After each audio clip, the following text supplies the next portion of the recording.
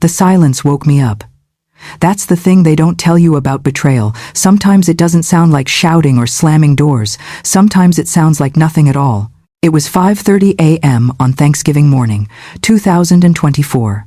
I was 71 years old, and I was completely alone in a house I'd paid for. Every single room was empty. Not just quiet empty.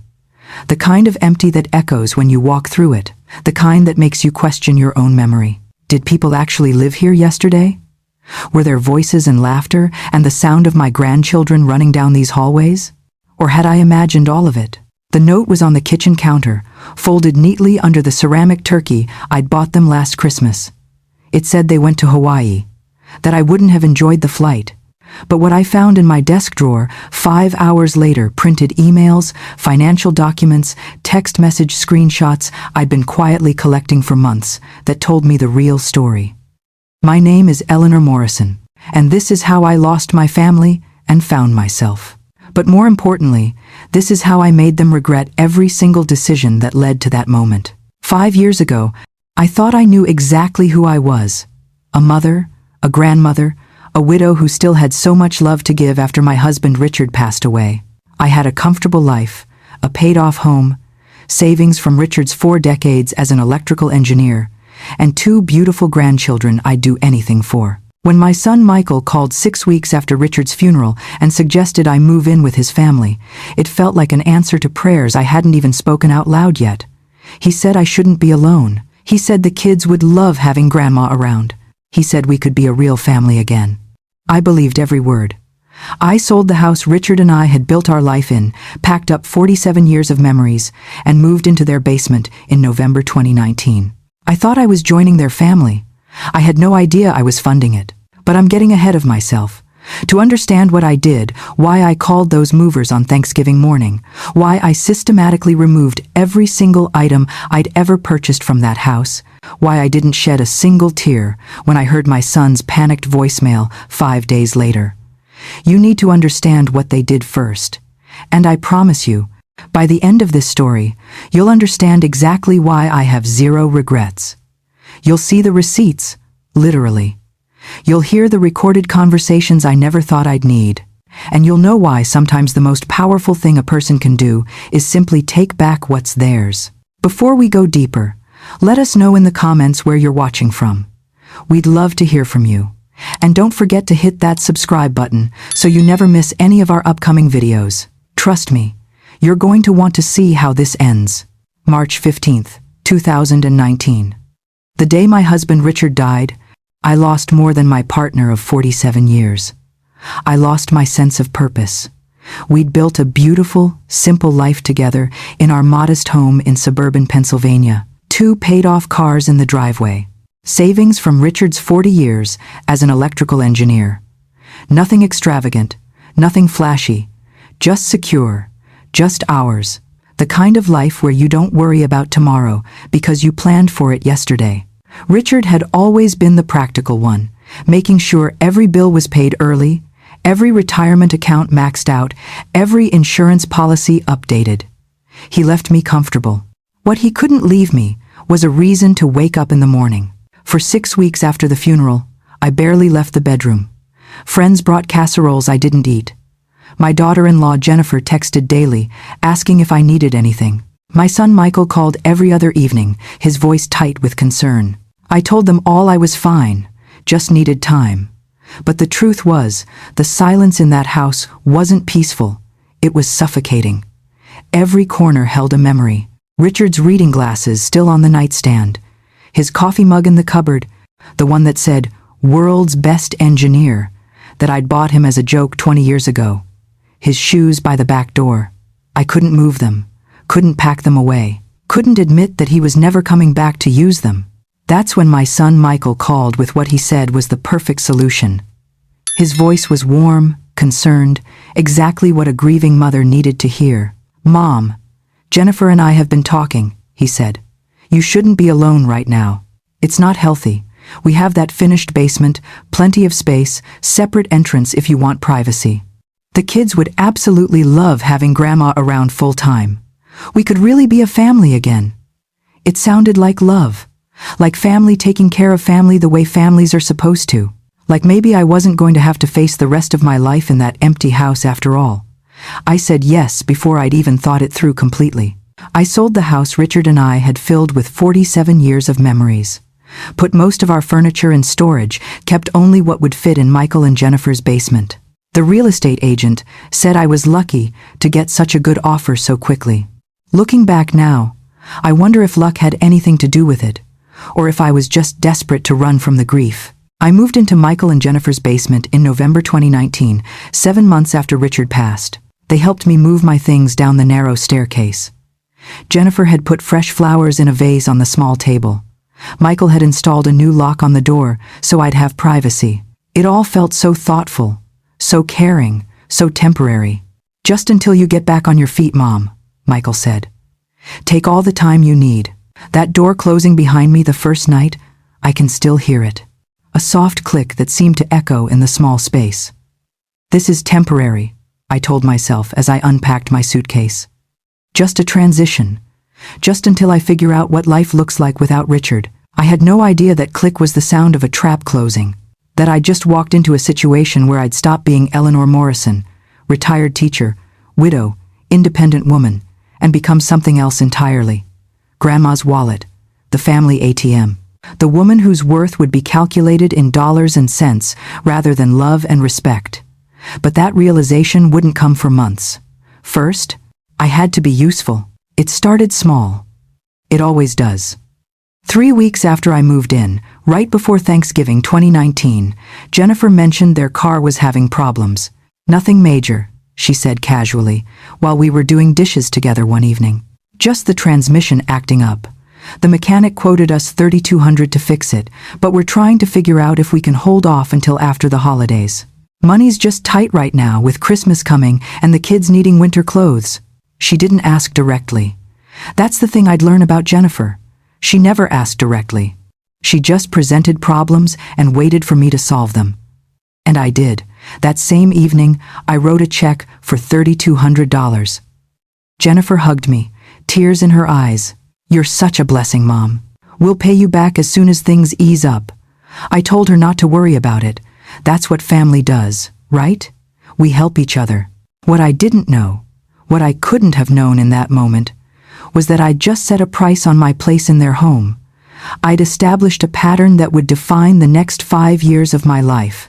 Every problem they had now had a solution, and that solution was me opening my checkbook. Christmas came 3 weeks later. I asked Jennifer what the kids wanted from Santa. She showed me a list. A long list. Tablets, bikes, American Girl dolls, Lego sets, art supplies, clothes. I bought everything on that list. Every single item. Then I bought gifts for Michael and Jennifer too. A new watch for Michael. A designer handbag Jennifer had mentioned loving.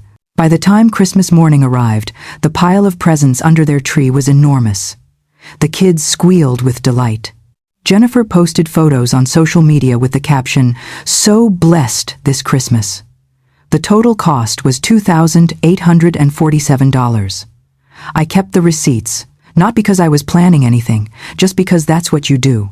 You keep receipts. January brought a new request. Their washer and dryer stopped working. The repair guy said it would cost almost as much to fix as to replace, so I bought them a new set. Top of the line, the kind with all the fancy settings and steam functions, $2,800. In March, Jennifer started talking about how outdated their kitchen was, how the cabinets were falling apart, how the countertops were stained, how she was embarrassed to have friends over. I suggested maybe just painting the cabinets, refinishing the countertops, but she showed me Pinterest boards she'd been saving. Her dream kitchen. White shaker cabinets, quartz countertops, new appliances, a farmhouse sink. The quote came back at $18,000. I paid for half as an early birthday present.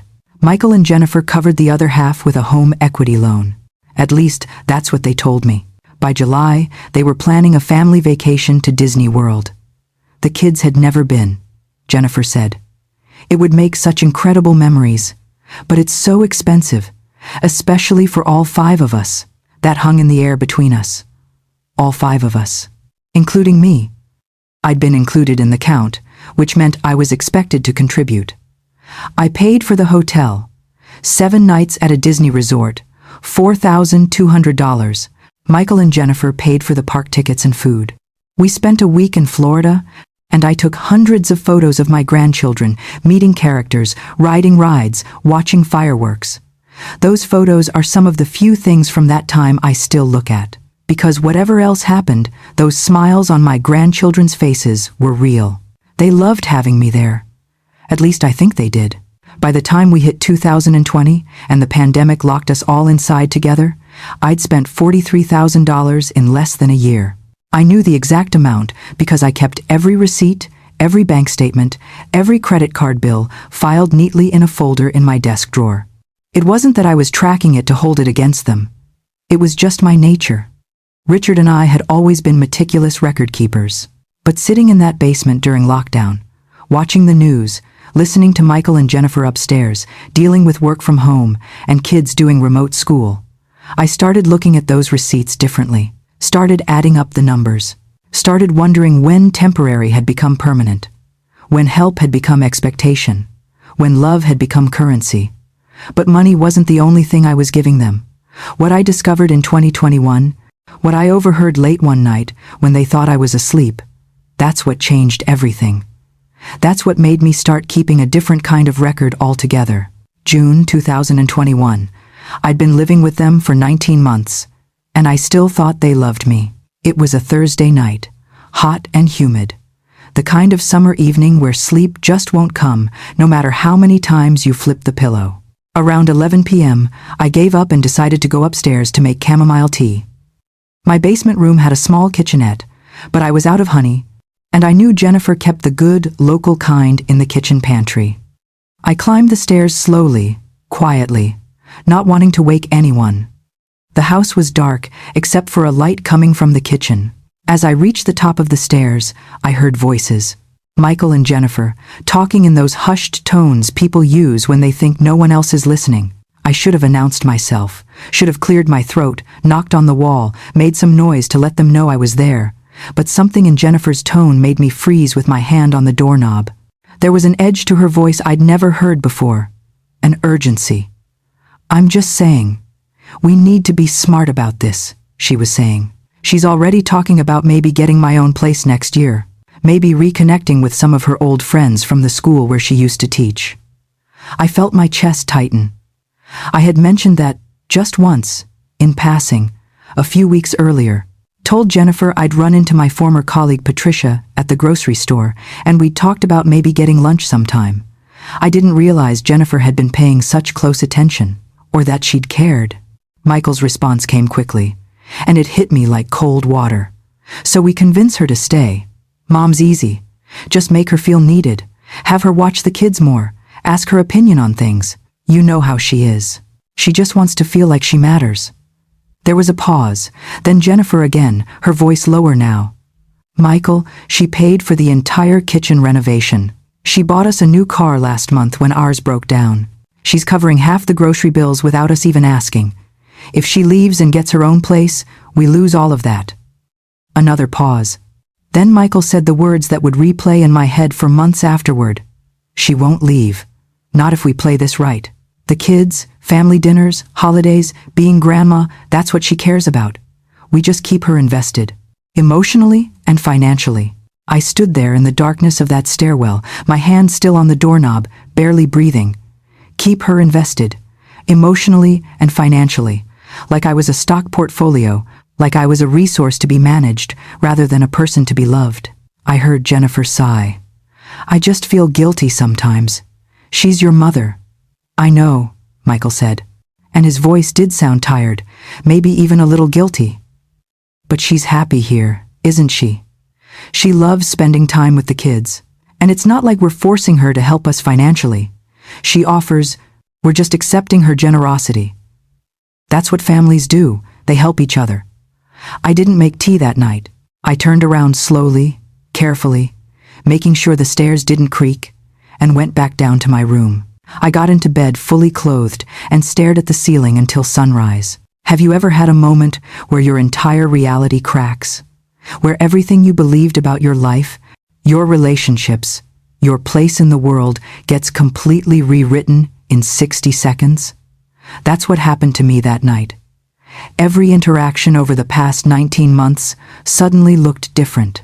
Every request for financial help, every family dinner where I felt so included, every time one of my grandchildren hugged me and said, "I love you, Grandma." Were any of those moments real? Or had I been performing in a play where I was the only one who didn't know I was playing a role? The role of the convenient grandmother, the one with the checkbook, the one who'd be easy to manipulate because she was lonely and grieving and desperate to feel needed. I could have confronted them. Probably should have. Gone upstairs the next morning and laid it all out, told them I'd heard every word, demanded an explanation, an apology, something, but I didn't. Maybe I was a coward. Maybe I wasn't ready to face the truth yet. Or maybe some part of me already knew that confrontation wouldn't change anything. They'd just deny it, gaslight me, tell me I'd misunderstood, make me feel crazy for questioning their motives. So instead, I did something else. Something quiet and methodical, something Richard would have approved of. I started keeping better records, not just receipts anymore, but detailed logs. Every purchase I made for the household, every bill I paid, every expense I covered, dates, amounts, what it was for, whether they'd asked directly or just implied the need. I didn't know why I was doing it at first. Didn't have a plan. I just knew, somewhere deep in my gut, that I might need proof. Proof that I wasn't imagining things. Proof of exactly how much I'd contributed to their life. Proof of my worth in dollars and cents, since apparently that's what it had come down to. I bought a small fireproof safe and kept it in the back of my closet. Inside went every receipt, every bank statement, every credit card bill. I started taking screenshots of text conversations where Jennifer or Michael asked for help, started saving emails. I even bought a small recording device, the kind you can get on Amazon for $30, and kept it in my pocket during family conversations. I told myself I'd never use any of it, that I was just being paranoid, that things would get better. But I kept collecting evidence anyway. Once you see it, you can't unsee it. That's what I learned in the months after I overheard that conversation. Suddenly, every small comment I'd previously ignored or explained away had weight, had meaning. "Eleanor, could you watch the kids Saturday night? We have plans." Not "would you mind?"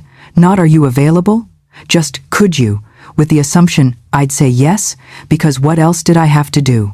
"Mom, the property tax bill came. It's higher this year because of the kitchen renovation, increasing the home value. Can you handle it this quarter?"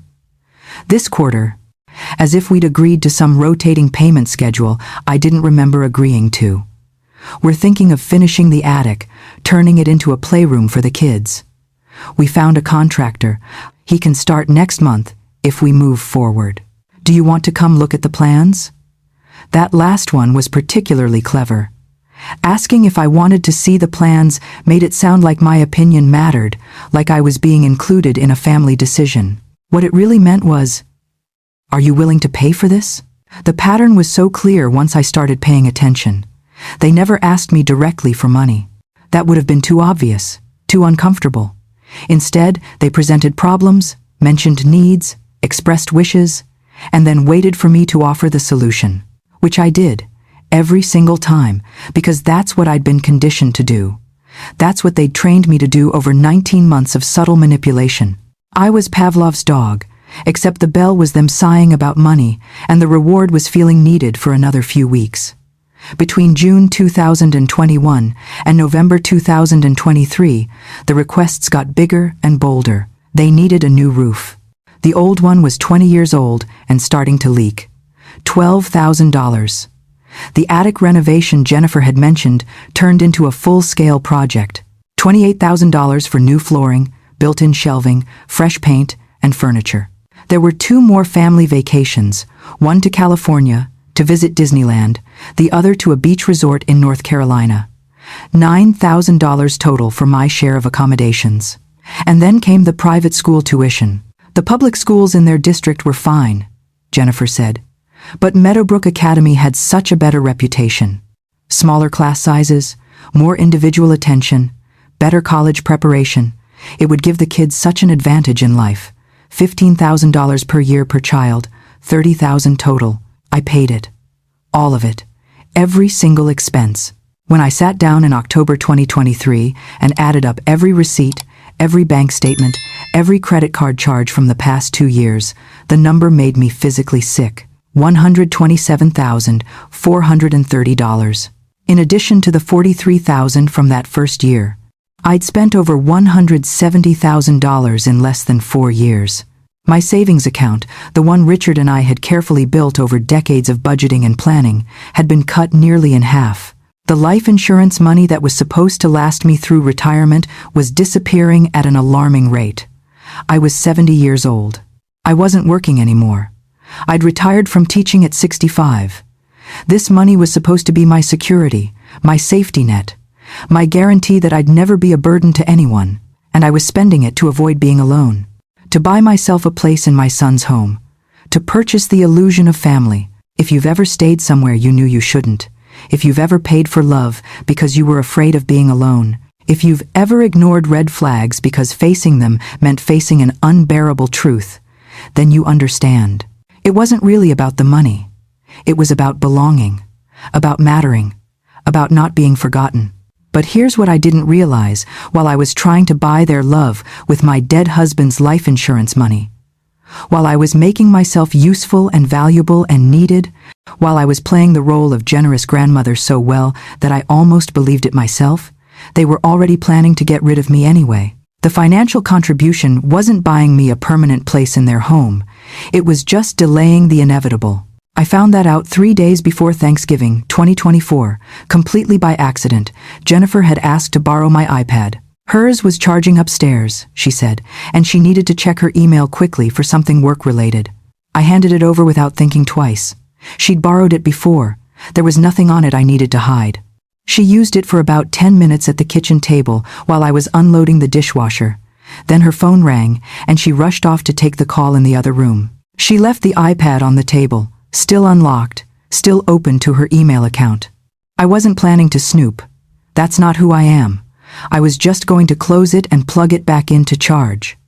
But as I picked it up, a notification banner appeared at the top of the screen. New email from Aloha Airlines. Subject line: Booking confirmation, Morrison family. And in that split second, everything I'd been suspecting, everything I'd been documenting, everything I'd been afraid to fully acknowledge for the past 2.5 years, it all crystallized into one devastating realization. I clicked on the notification. The email opened, and what I saw there, what I read in those neat little rows of booking details, that's what finally broke whatever was left of my hope that this could be fixed. That we could still be a real family, that their love could be anything more than conditional. Tuesday, November 26th, 2024. 2 days before Thanksgiving, Jennifer had asked to borrow my iPad around 10 in the morning. Hers was charging upstairs, she said, and she needed to check her email quickly for something work-related. Could she use mine for just a minute? I handed it over without hesitation. She'd borrowed it before. There was nothing on there I needed to hide, nothing I thought twice about. She sat at the kitchen table tapping away while I unloaded the dishwasher, organizing plates and glasses, already mentally planning the Thanksgiving meal I thought we'd be sharing as a family in 2 days. After about 10 minutes, her phone rang.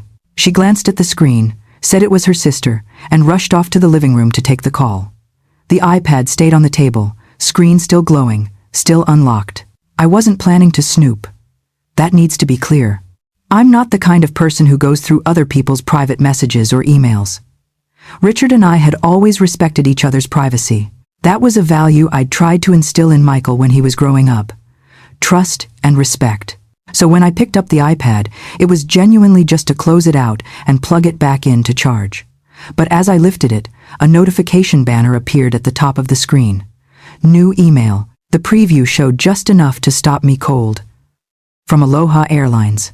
Subject line: Booking confirmation, Morrison family. My hands went numb. Morrison family. That was us. But I hadn't booked any flights, hadn't even discussed any travel plans. Thanksgiving was in 2 days. We were supposed to be having dinner here, at home, all of us together. I clicked the notification before I could talk myself out of it. The email opened to a bright, cheerful booking confirmation complete with palm trees and sunset graphics. Reservation for 4, it read. Morrison family. Check-in November 28th. Check-out December 5th. 2 adults, 2 children. Oceanfront suite. Maui Grand Resort. I read it 3 times, each time hoping the words would rearrange themselves into something that made sense. November 28th was Thanksgiving Day. They'd booked a flight for Thanksgiving Day, for 4 people, Michael, Jennifer, and both kids. Not 5. 4. I scrolled down, looking for some explanation, some detail I was missing. Maybe there was a second booking, maybe my ticket was separate, maybe this was a surprise they were planning to reveal. But deep down, I already knew. The count was deliberate. The exclusion was intentional. Then I saw the email thread. This wasn't the first message. This was a confirmation, a reply to earlier correspondence. My finger hovered over the back arrow. I knew I shouldn't keep reading. Knew this was crossing a line. But I also knew I needed to see the truth. Whatever it was, I clicked. The previous email appeared, sent from Jennifer to Michael 3 weeks earlier. The subject line read, Thanksgiving plan, ? My heart was pounding so hard I could feel it in my throat. Jennifer's message was short and direct. So I'm thinking we book Hawaii for Thanksgiving week. Just the 4 of us. Tell your mom we're doing Thanksgiving at home this year as a family. Get her all excited about cooking, and then we just leave early Thursday morning before she wakes up. Leave a note. By the time she finds it, we're already in the air. What do you think? Michael's response came 4 hours later. I could see the timestamp, could picture him reading this at work, taking a break to respond to his wife's plan to abandon his mother on a major holiday. His response was even worse than Jennifer's suggestion because it showed he hadn't needed any convincing at all. Love it, he wrote. She'd just complain about the flight time anyway. You know how she is. Plus, this gives us a real vacation without having to manage her. We can actually relax for once. Book it. Jennifer's reply, just 2 words, made my stomach turn. Exactly. Done. There was another exchange below that, from last week, about what kind of lie to tell me. Should we say we're staying local, or come up with something else? They'd settled on the note strategy. Keep it simple. Make it seem spontaneous. She won't question it if we're already gone. And underneath that, a comment from Michael that I'll never forget. She's so trusting. It actually makes this easier. I set the iPad down on the table carefully, like it might explode if I moved too fast. My hands were shaking. Not from anger yet. That would come later. In that moment, it was just shock. The kind of full-body shock that makes you feel cold and distant from your own skin.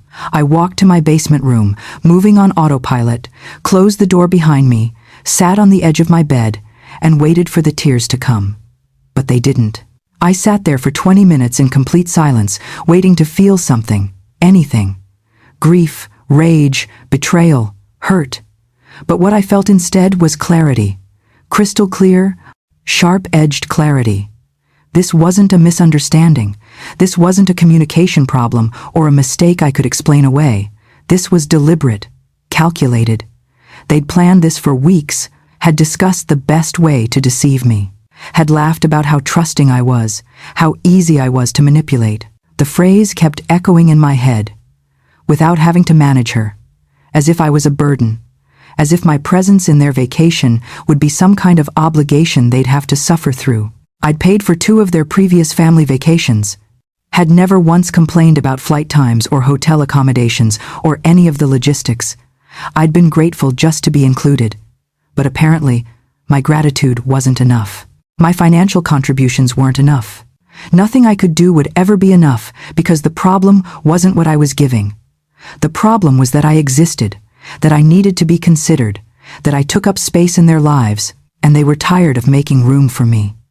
So they were going to Hawaii, and I was going to wake up on Thanksgiving morning to an empty house and a note.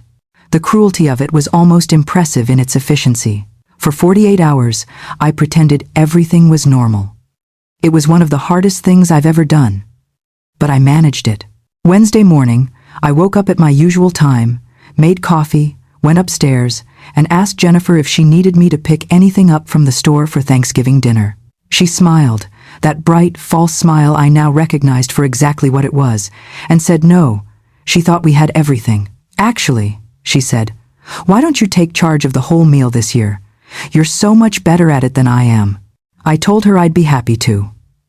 I made a list. Turkey, stuffing, potatoes, cranberries, green beans, rolls, pie ingredients. Everything for a complete traditional Thanksgiving meal for a family of 5. Then I drove to the grocery store and bought every single item on that list. The store was packed with last-minute shoppers, everyone rushing around with carts full of food and frantic energy. I moved through the aisles calmly, methodically, checking items off my list. A woman near the frozen turkeys was arguing with the butcher about sizing. A man in the produce section was on the phone, clearly getting instructions from someone about which type of potatoes to buy. Everyone was stressed, hurried, worried about getting Thanksgiving right. And I was the calmest person in the entire store because I knew something they didn't. I knew that none of this food would be eaten, that the turkey I was buying would never make it into the oven, that this was all theater, performance, the final act in a 5-year play where I'd been the only one who didn't know she was acting. When I got home, Jennifer came out to help me carry in the groceries. She made a comment about how much food there was, laughed about how we'd be eating leftovers for a week. I laughed along with her, agreed that I might have gone overboard. Together we unpacked everything, arranged it all in the refrigerator and pantry. The turkey went on the bottom shelf, the vegetables in the crisper drawer, the pie ingredients lined up neatly on the counter.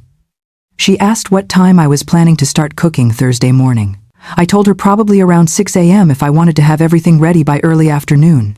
She hugged me, actually hugged me, told me I was the best, that this was going to be such a special Thanksgiving. I hugged her back and told her I was looking forward to it. The lie came easily. Maybe I'd learned something from them after all. That evening, Michael came home from work and found me in the kitchen, prepping what I could in advance. Washing potatoes, trimming green beans, making pie crust. He stood in the doorway watching me for a moment, then walked over and kissed the top of my head. "You're the best, Mom," he said. "This is going to be a Thanksgiving to remember." I looked up at him. My only child, the boy I'd raised, the man I thought I knew, and I smiled. "You have no idea," I said. He laughed, thinking I was just being enthusiastic about the holiday. He had no idea how right he was. This was absolutely going to be a Thanksgiving he'd remember. Just not for the reasons he thought.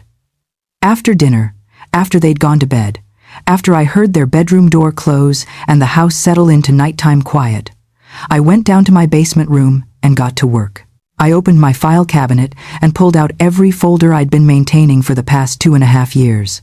Receipts, bank statements, credit card bills, printed emails, screenshots of text conversations.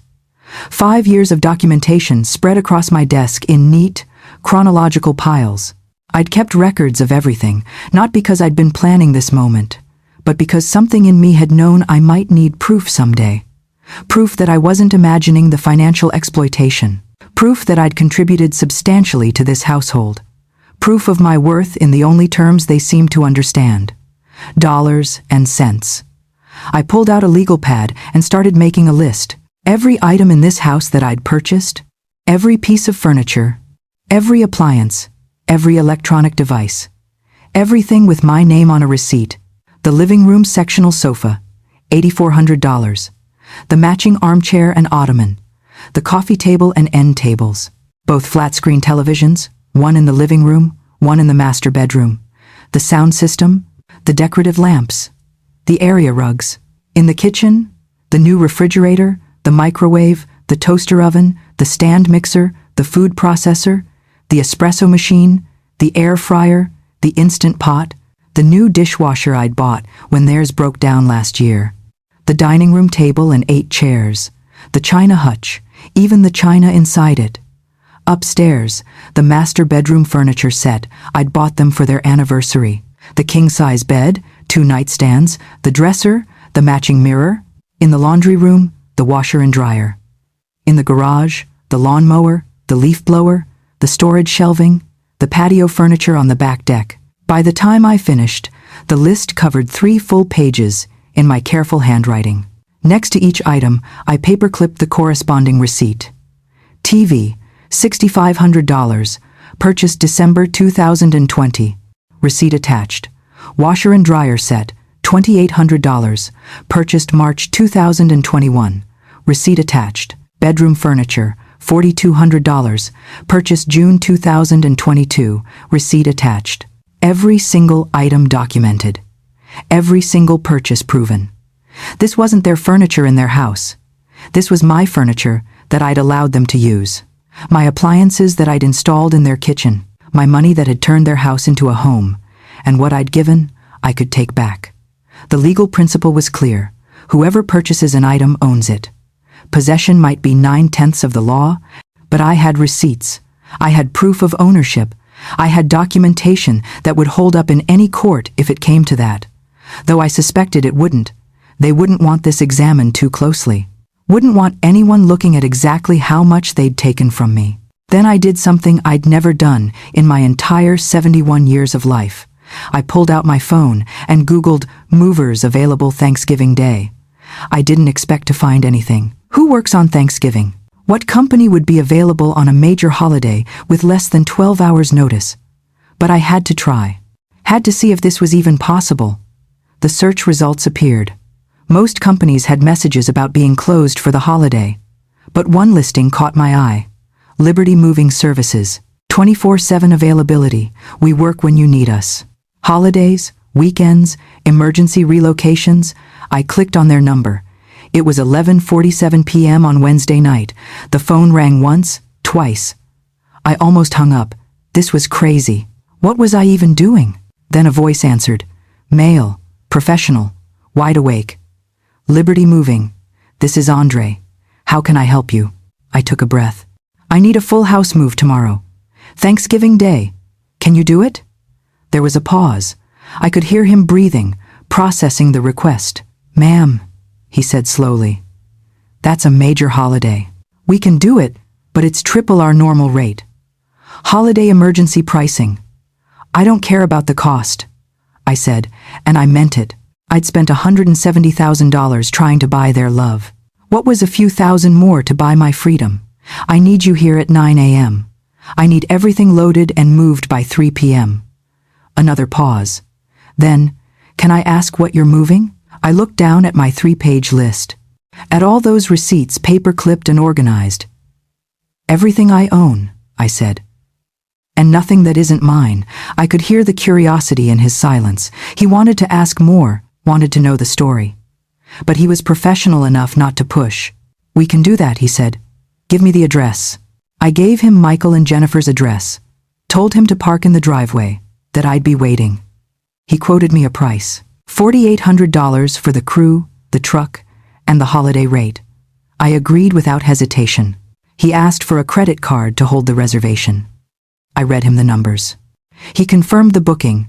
9 a.m. Thanksgiving Day, full house move, estimated completion by 3 p.m.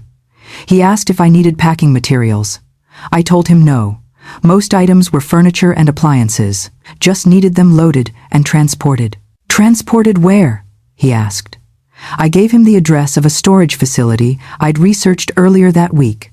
I'd called them Monday, rented a climate-controlled unit, paid for 6 months up front. I hadn't known then why I was doing it, hadn't had a plan. But apparently some part of me had been preparing for this moment all along. Andre confirmed everything, said his crew would be there at 9 sharp. I thanked him and hung up. Then I set my alarm for 5 a.m. and got into bed fully clothed. I thought I'd lie awake all night, anxious, second-guessing, maybe losing my nerve. But instead, I fell asleep within minutes and slept more deeply, more peacefully than I had in 5 years. No nightmares, no waking up at 3 a.m. with anxiety, no lying in the dark wondering if I'd done enough, given enough, sacrificed enough to earn my place in this family. Just deep, dreamless, restful sleep. The sleep of someone who'd finally made a decision, who'd finally chosen herself. When my alarm went off at 5 a.m. on Thanksgiving morning, I woke up clear-headed and calm. I showered, dressed in comfortable clothes, packed the few personal items I kept in my basement room into 2 suitcases. Everything else, all the furniture I'd moved from the home I'd shared with Richard, that could wait. That could be collected later or left behind. It didn't matter anymore. What mattered was upstairs. What mattered was taking back everything I'd given them. Everything they'd accepted so easily while planning to abandon me. At 5:15, I heard movement upstairs. Footsteps, whispered voices, the sound of suitcases rolling across the floor. They were leaving, right on schedule. Probably had a 6 a.m. flight, which meant leaving the house by 4:30. But they'd slept in slightly. Or maybe one of the kids had been difficult to wake up. I stayed in my room, listening. Heard the front door open and close. Once, twice, 3 times, 4 times. Heard car doors, heard the engine start. Heard them back out of the driveway. And then silence. Complete silence. I waited 5 more minutes to be sure they weren't coming back for something forgotten. Then I walked upstairs. The house was dark, empty. I flipped on the kitchen light, and there it was, the note, exactly where I knew it would be. On the kitchen counter, tucked under the ceramic turkey, written in Jennifer's neat handwriting, I picked it up and read it one last time. Mom, decided to do something spontaneous. Gone to Hawaii for the week. You wouldn't enjoy the long flight. Relax and enjoy the quiet. Back December 5th. Love, M and J. I set it back down carefully. Then I made coffee and waited for the movers to arrive. I woke up at 4:47 a.m. on Thanksgiving morning, 13 minutes before my alarm was set to go off. The house was completely silent in that particular way that tells you you're alone. Not the quiet of sleeping people upstairs, but the hollow silence of an empty building they'd already left. Just like Jennifer's email had said. 6 a.m. flight to Hawaii meant leaving the house around 4:30 to make it through holiday airport traffic and security. I lay there for a moment, listening to absolutely nothing, then got up and walked upstairs in my robe. The kitchen was dark. No coffee brewing. No sound of Michael getting ready for work like every other Thursday. Just emptiness. The note was exactly where I knew it would be, on the kitchen counter, tucked under the ceramic turkey decoration I'd bought them last Christmas. A $20 trinket from Target that Jennifer had admired. Even their goodbye was anchored by something I'd purchased. I picked up the note and read it in the dawn light filtering through the window. Mom, decided to do something spontaneous. Gone to Hawaii for the week. You wouldn't enjoy the long flight. Relax and enjoy the quiet. Back December 5th. Love, M and J. You wouldn't enjoy the long flight. Those 5 words told me everything about how they saw me. Not as a person with preferences they'd actually asked about, but as an elderly burden whose limitations they'd decided for me. I'd flown to California with Richard 10 years ago. Flown to Florida multiple times for their Disney vacations that I'd partially funded. Never once complained about flight times or distances. But they'd created this narrative where I was difficult, where excluding me was actually doing me a favor. The note went back on the counter. Evidence. I'd need it later. I made coffee using their Keurig machine, the one I'd bought, and sat at their kitchen table, the one I'd also bought, drinking from a mug that said, "World's Best Grandma," that my grandchildren had given me 3 Christmases ago. Back when they still thought of me as grandma, instead of the woman who lived downstairs and watched them when their parents needed free childcare. Outside, the neighborhood was starting to wake up. I could see lights coming on in other houses. Families beginning their Thanksgiving preparations. Normal families who would spend the day together. At 6:15, I called the storage facility I'd researched earlier in the week. They were open, even on Thanksgiving. 24-hour access for tenants. I'd rented a 10 by 20 unit 3 days earlier, paid 6 months up front. $1,400, climate controlled, ground level, easy access for moving trucks. By 7:30, I'd showered, dressed in jeans and a comfortable sweater, and packed my personal items into 2 suitcases. Family photos from my dresser, Richard's watch that I kept in my nightstand drawer, my jewelry box, clothes, medications, the kinds of things that couldn't be replaced with money. Everything else in my basement room could stay for now.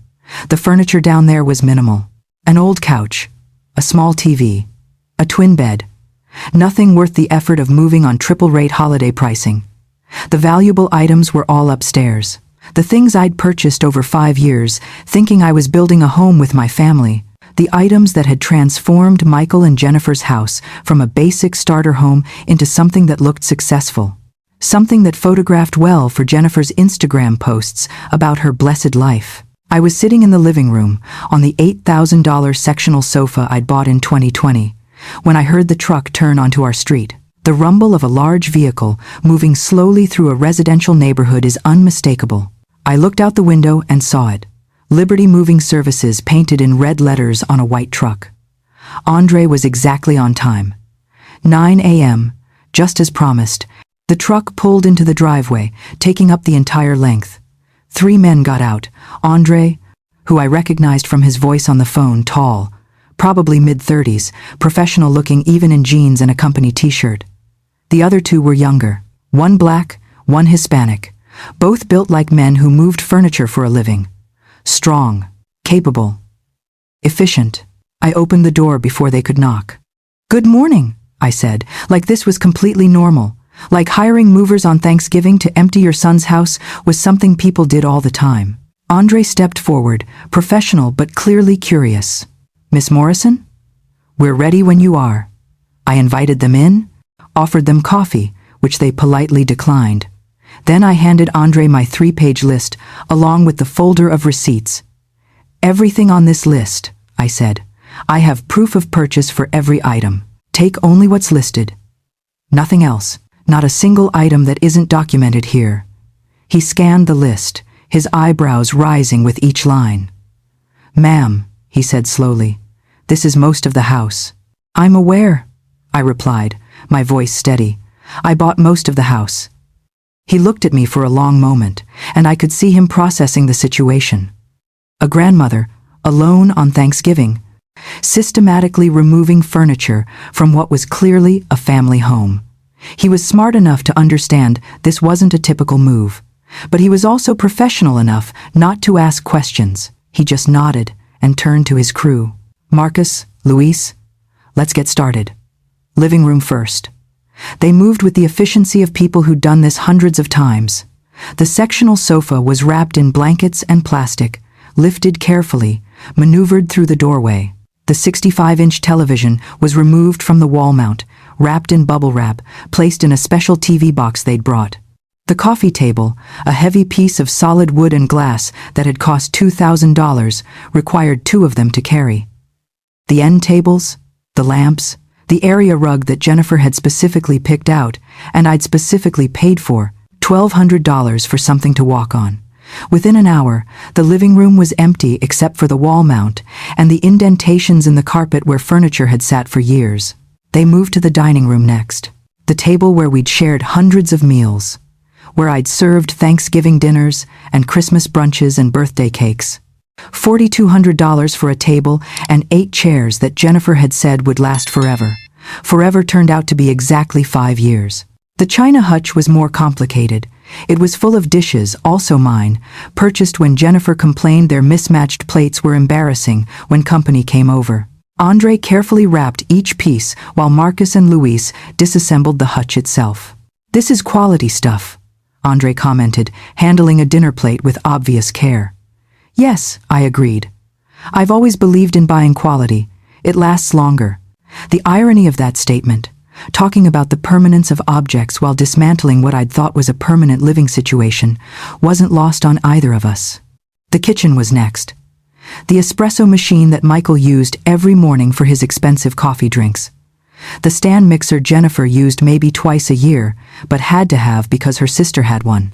The air fryer, the instant pot, the food processor, the expensive knife set, the toaster oven, all the gadgets that had accumulated over 5 years of me saying yes to every request, every hint, every casual mention of something they'd seen and liked. Even the microwave, a fancy one with convection settings that had replaced their perfectly functional old one because Jennifer wanted everything to match. The refrigerator was the biggest challenge. It was a French door model with an ice maker and water dispenser. $6,200. Jennifer had picked it out, said it was exactly what she'd always dreamed of having. The movers had to disconnect the water line, carefully maneuver it through the kitchen doorway, and use a special dolly to get it onto the truck. Andre found me in the kitchen around 12:30, standing where the dining table used to be, looking at the empty space. "Miss Morrison," he said gently, "we're about finished down here. Just the washer and dryer left, and then we'll head upstairs for the bedroom furniture. You sure about this?"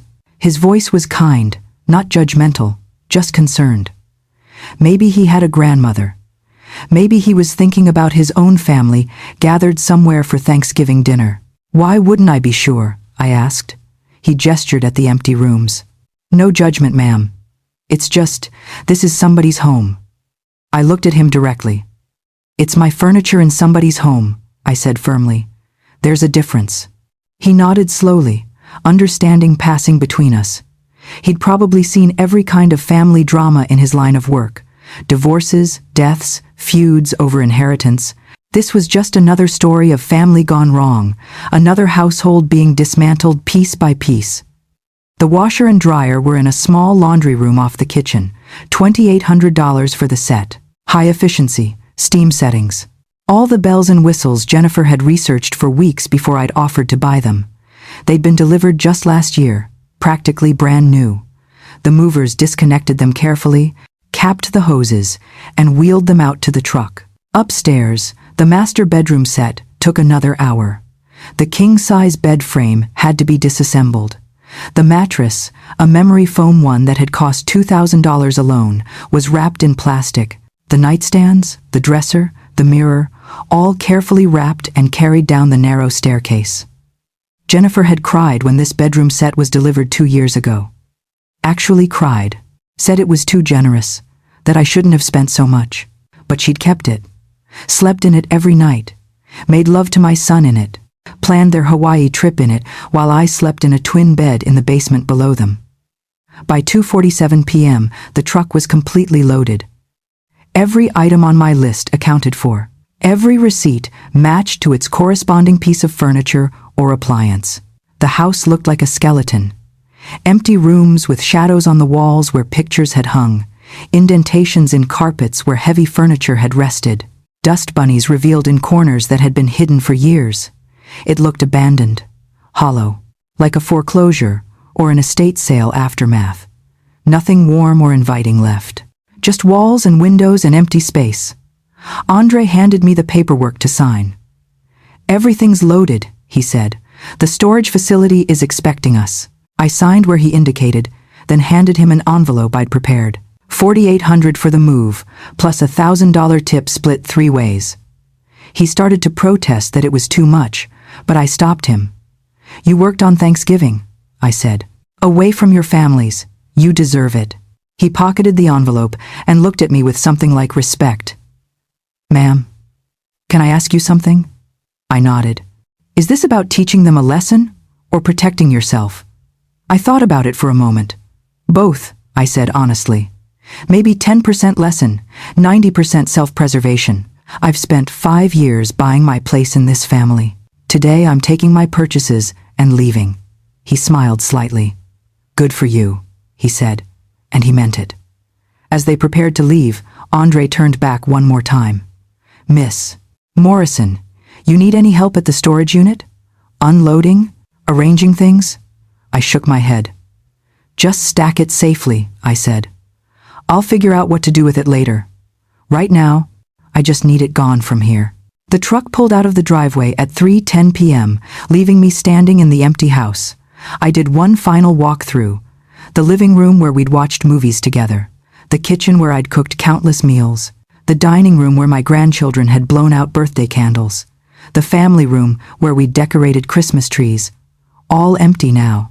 All reduced to architectural features without the furniture that had made them livable. Without my contributions that had made them comfortable. I took photos of each room on my phone. Evidence. Documentation. Proof of what I'd done. Not because I was proud of it, but because I knew I'd need to remember this moment. This feeling. This decision to choose myself over people who'd only chosen me for what I could provide. I left my own note on the kitchen counter, right next to theirs. Kept it simple and factual.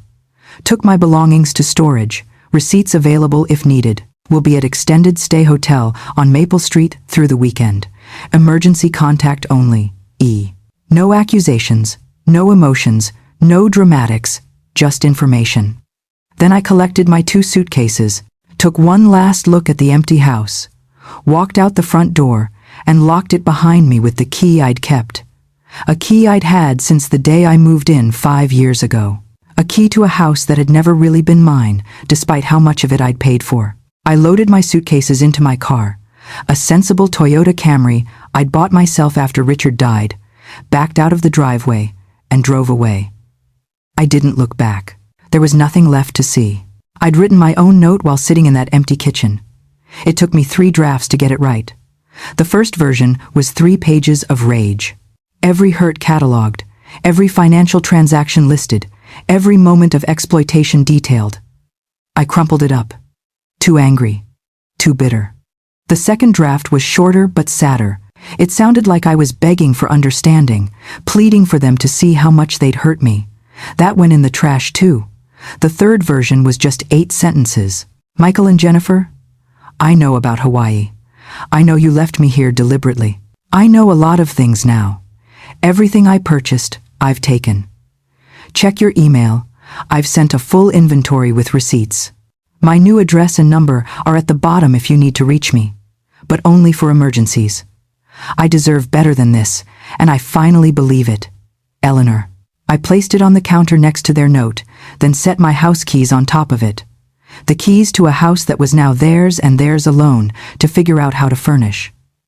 I walked through every room one final time, the basement where I'd lived for 5 years, telling myself it was temporary. The kitchen where I'd made 1,000 meals, always asking what everyone else wanted, never what I felt like cooking.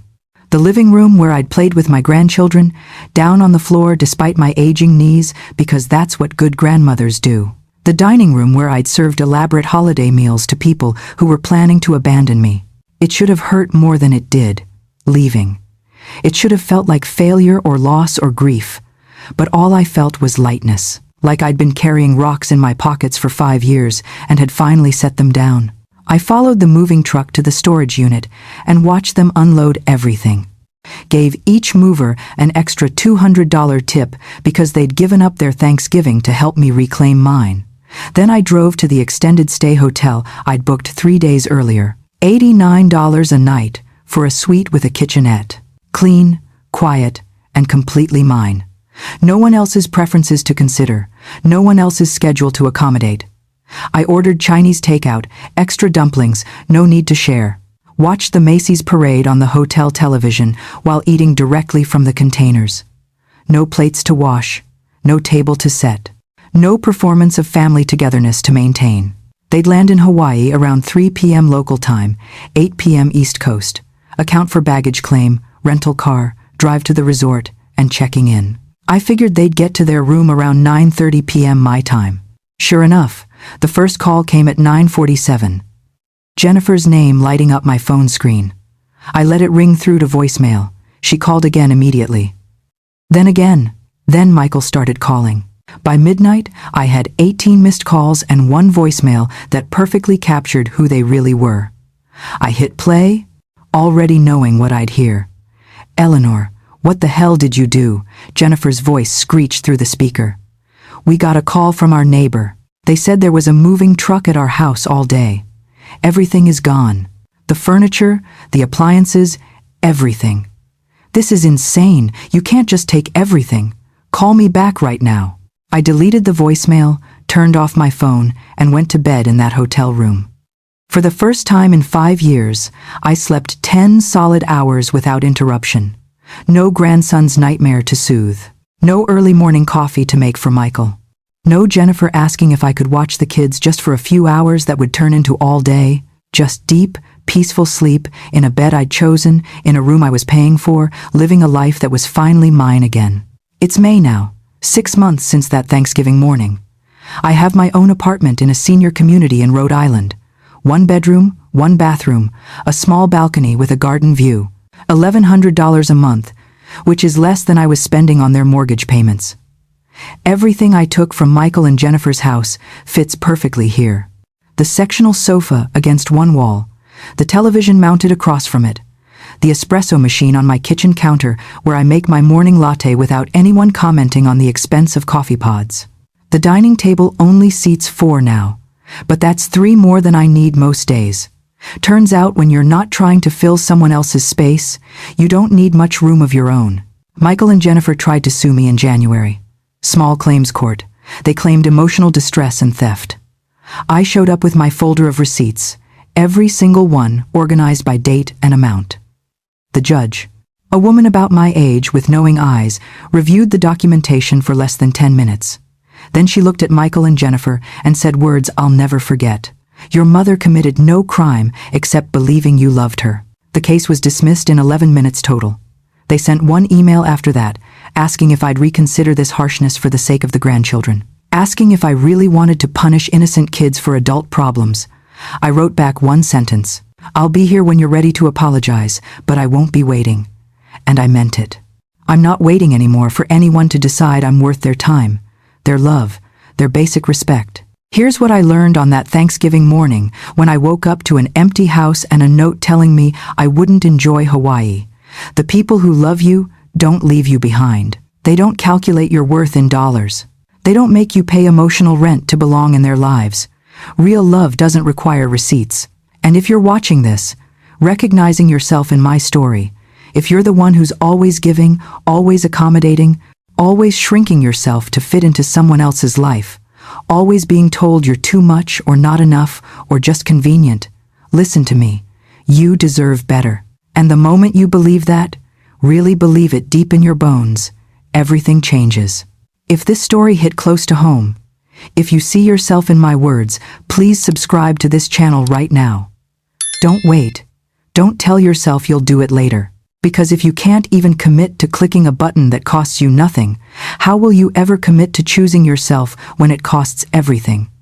And if you won't subscribe, at least leave a comment explaining why. Tell me why you deserve to hear these stories but won't support the people telling them. I'm genuinely curious about the mental gymnastics involved in consuming content while refusing to acknowledge its value. I'm 71 years old. I spent 5 years feeling invisible in a house full of people. But that Thanksgiving morning, when I woke up alone and chose myself for the first time in years, that was the day I finally saw myself clearly. And what I saw was someone worth fighting for. Thank you for listening to my story. If it resonated with you, share it with someone who needs to hear it. And remember, it's never too late to choose yourself. Never too late to take back what's yours. Never too late to demand better than crumbs from people who should be offering you a seat at the table.